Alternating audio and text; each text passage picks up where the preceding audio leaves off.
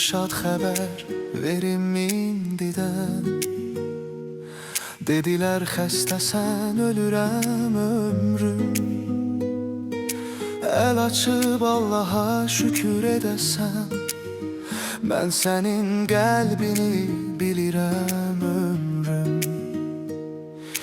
Düşünmə qarğışın tutubdur məni, sənsizlik üzündən olmuşam xəstə.